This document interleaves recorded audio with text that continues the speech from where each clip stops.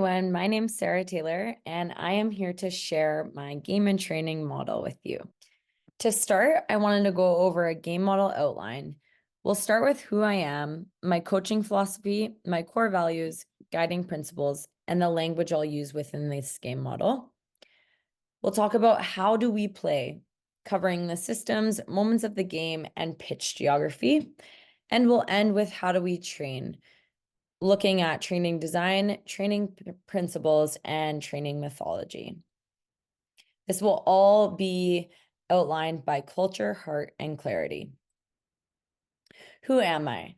My coaching philosophy revolves around nurturing the individual as the whole person. Sport is a powerful platform for acquiring life's essential lessons. Building strong relationships is paramount in coaching. I'm dedicated to fostering self-confidence and offering tangible routes for every person to reach their aspirations. I'm committed to developing resilient, compassionate, and respectful humans through sport. Some of my main values are authenticity, so always being yourself, commitment, passion, really loving what you do, respect for yourself and for others, resilience to continue pushing throughout the hard times, and adaptability, because in the coaching world, you never know what you're going to get.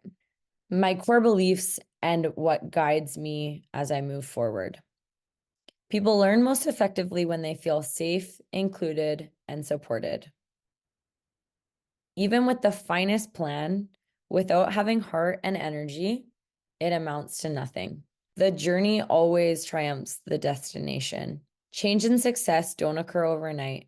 During tough times, it's crucial to stay committed to the process and trust that better days lie ahead. And this is a big part of resiliency. A true learning environment emerges when the learners take ownership of their learning, engaging in critical thinking and reflection. It prompts us to ask, why do we pursue our actions? And lastly, without a clear and calm mind, we lack the resources necessary for success. I've included some language here, so if you need help with phrases that you don't understand, you can always refer back to this slide. The moments of the game. We have attacking organization, defensive transition, and attacking transition. We also have set pieces, which I've included in the big square because we have set pieces all throughout the moments of the game. There's two small arrows between attacking transition and defensive transition because we can go back and forth between those moments very quickly. I've included some detail of the moments of the game, but we'll be focusing today on attacking organization. So what we'll be looking at specifically dominating possession, creating overloads, demanding the ball with movement, and always looking forward to play forward. How do we play in possession? We are a possession-based team that moves the ball with intent to move the opponent, to create spaces to play through them, around them, or over them. Some of the tactical principles that we would look at are occupying 5 channels on the buildup, entering the attacking half in 6 passes or less, 1 being off the front and 2 being in behind, vice versa, looking forward to play forward, creating +1 overloads, play off the opposition's shoulder and in between opponents, find the free player, and always having 360 support and recreating movements to be available. How do we play out of possession? We are an aggressive team that hunts the ball as a unit.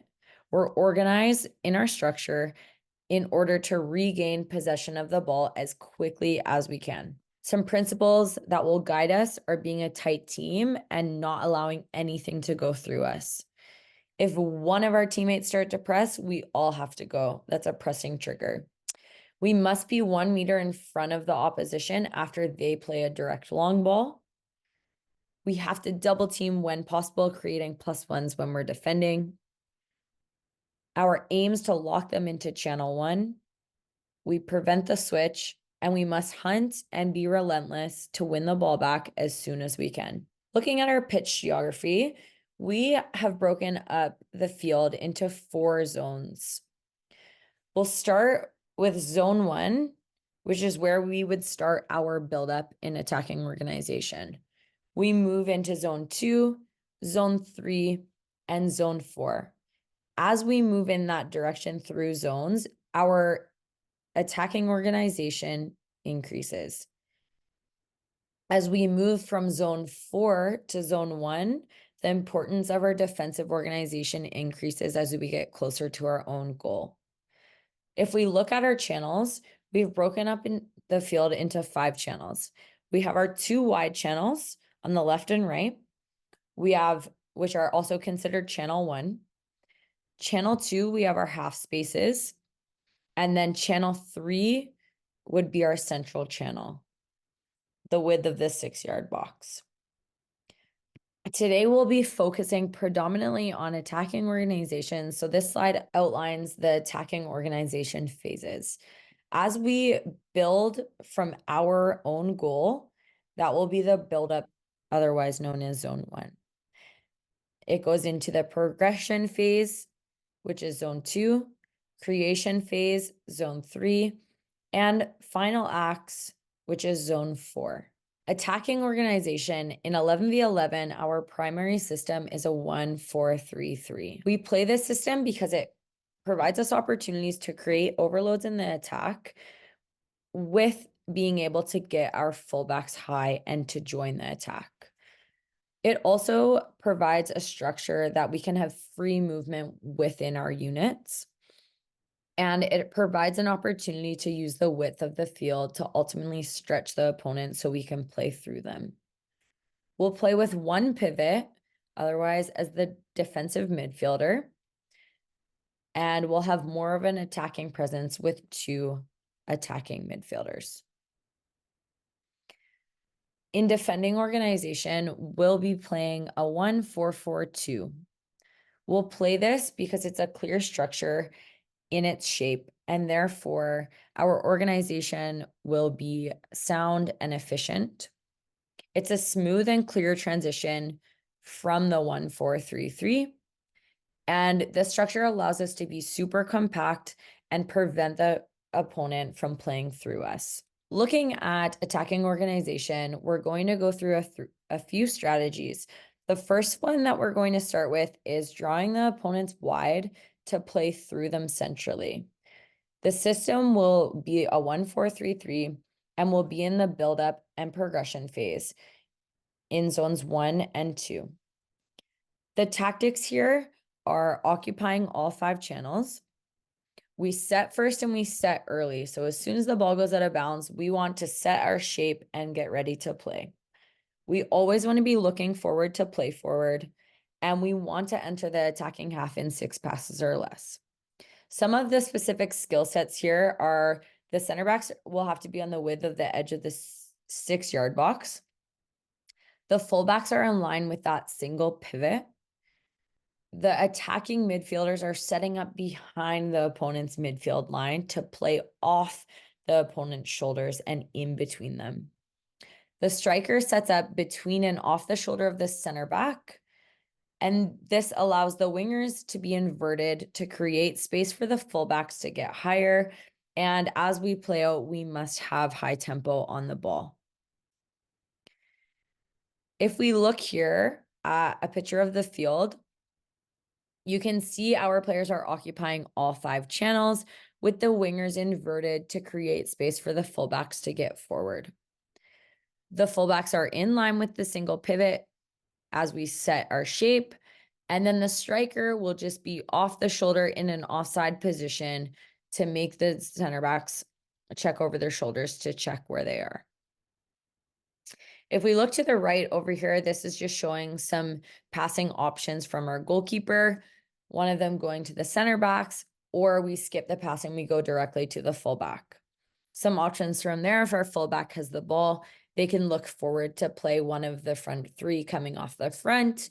They can look to play centrally to our 6 because we've stretched the opponent wide, or we can recycle and come back around with our center back. Strategy 2 is to set a midfield low to release our fullback high. So again, we're still in a 1-4-3-3, and we're in the buildup and progression phase, zones 1 and 2. The tactics remain very similar. We've added in here 1 off the front and 2 in behind. And the timing of movement in this strategy is key to make it all flow together. The skill set will be starting with the defensive midfielder as they roll out on the edge of channel 1 and 2 in zones 1. The timing of this movement is important to make sure we draw away from our opponents.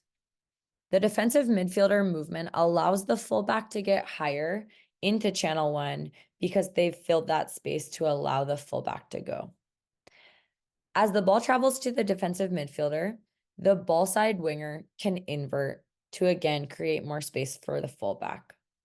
One of our 9, 10, or 7 must make a channel run in behind as the the defensive midfielder receives the ball. This will provide an option to potentially go in behind if the opponent has a high line. Again, the 9, 7, or 10, whoever's not running in behind, must come up off the front, at least one of them, to provide a shorter option. The decision-making on the ball here will come down to most likely the defensive midfielder who's on the ball, and they're deciding who is the free player and where should they play. Looking at this diagram here, on the left, we have the movement to create the picture. So right now, the ball would be at the goal kick with the goalkeeper, and the 6 is going to pull out on the edge of channel 1 and 2. That will trigger the fullback to get higher, the winger to invert, and the 8, which is one of the attacking midfielders, to replace that space that the defensive midfielder left. On the right side, we can see now the defensive midfielder has the ball at the top of the box, and their opportunity is to make the decision on who is the free player. Obviously, the game will give us different pictures, but we have the tactics to guide our decisions. We have the movement from the front 3, 2 in behind, and 1 off the front, vice versa. And of course, we have our fullback getting higher into channel 1, which may be a viable option to play. Strategy 3, we're moving up the field now, and we are trying to stretch opponent wide to get the ball into the half spaces to penetrate. The system that we're playing is 1-4-3-3, and now we're in the progression and creation phase in zones 2 and 3. Our tactics, again, remain very similar, with that added tactic of recreating our movements to be available. It will be more difficult to find time and space on the ball here as we get closer to the opponent's goal, so we must recreate our movements so we're always providing an option for the person on the ball. The skill set here is that the ball must move with intent so we can move the opponent. The fullbacks have to provide width by remaining in channel 1. The striker is again playing off the inside shoulder of the center back. The attacking midfielders are playing in between or off the opponent's shoulder. And a player in the front 3 needs to provide a movement in behind the back line. And that run must affect either the center back or the fullback to create space for their teammates. If we look at the diagram here, we can see the attacking midfielders in the yellow boxes, and that's showing the space in behind the opponent's midfielders. The fullback's looking forward to playing forward, and hopefully by now we've stretched the opponent wide so we can find a gap to play centrally.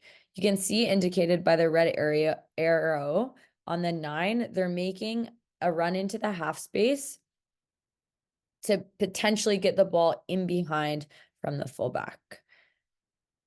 We're continuing to occupy 5 channels, and if we can't find the ball to play through or penetrate, we can look to the right side of the screen, and there's some movements of the ball that may open up the opponent. The first photo is stretching the opponent wide with ball movement, moving the ball from channel 1 to channel 1. The second picture is after we move the ball from channel 1 to channel 1, opposite sides of the field, Can we look to break lines by playing through them because they've been stretched? Strategy number 4 is to create 1v1s or 2v1s in channel 1 or 2 to create crossing opportunities. We would still be in the system 1-4-3-3. And here we're in creation and the final act phase, zones 3 and 4. Here we need to have at least 3 attacking the box and 2 locking it. We need to have 1 more than them in our back line to prevent or to secure us in defensive transition. We need to find the free player and create +1 overloads. The skill set here is a player with a ball in channel 1 or 2 must engage in a 1v1 or 2v1 to create a crossing opportunity. Fullbacks can overlap or underlap to create a 2v1 in channel 1 or 2. And when the ball is in a wide channel, we need 3 runners in the box. This could be the opposite winger, striker, or attacking midfielder. We must lock the box here with either the other attacking midfielder or the opposite side fullback. The defensive midfielder balances the free space here to provide us balance in case we lose possession of the ball. Can see here we have 3 attacking the box, 2 locking the box, the defensive midfielder balancing the space in between our back line and our attacking midfielder line. And then we always have 1 more than them in our back line. If we look over here right now, the winger has the ball to create a 1v1 in the wide channel, and the fullback could always join either underlapping or overlapping to create a 2v1. How do we train? Our training is based off our training design principles, which are competition, clarity, standards, enjoyment, and engagement. We would always start our session with a pre-brief, which is where we introduce the objective, learning intentions, systems, strategies, and tactics, which will take about 5 minutes. The next part is the warm-up. So we like to have 3-part activation here, and the warm-up's all about priming us for the session. So if we have a full 3-part warm-up, we can take 20 minutes to activate our muscles, start to stimulate our brain thinking about what we're going to work on in the session, and ultimately get the players ready to work on our objective. The next part of the session would be our activity. We could look at doing a progressive part, a functional, a phase of play, a whole part. And the minutes here would depend on if we're doing a 75-minute or a 90-minute session. That's why it's 20 to 35 minutes, depending on how long we actually have on the field. The next part, which we like to do, is end in a small-sided game. So the players can try to bring out that theme and have a little bit more freedom to see what they've taken away from the session. This is still coached, but it's an opportunity for the players to play and really put what they've learned in the session to practice. And we'll always end with a debrief and cool down. And this is a key part to ask the players questions to see what they've really taken away or what they've reflected on throughout the session. And that will take generally about 10 minutes with the cool down included. A functional uses part of the field, and we can have a central or wide functional. We would use a functional when we need to focus on certain primary or secondary players. And this is a great opportunity to provide repetition without repetition in game-like situations. It also is great for developing individual player responsibilities. And an example of this could be crossing into the box from channel 1 or 2. A phase of play, we would use this by setting up 2/3 of the field. And if we needed to develop a tactical understanding within a unit or team, we could always use a phase of play. A game-like situation, a phase of play is a game-like situation that allows groups, units, or teams to develop a tactical understanding. We could use this if we were trying to refine a defensive organization in zones 1 or 2.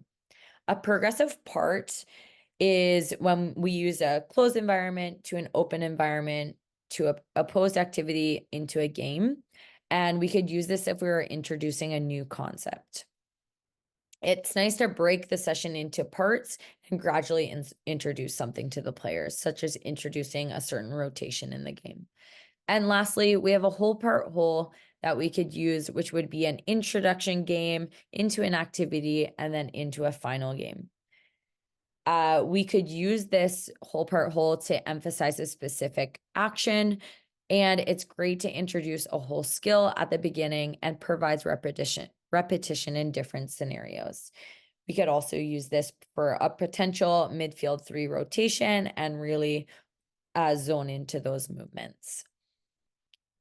That is the end of my capping project. I have the training design principles broken down here a little bit. It's competition, clarity, standards, engagement, and enjoyment. Thank you so much for being a part of it. I hope you enjoyed and have a great day. Thank you.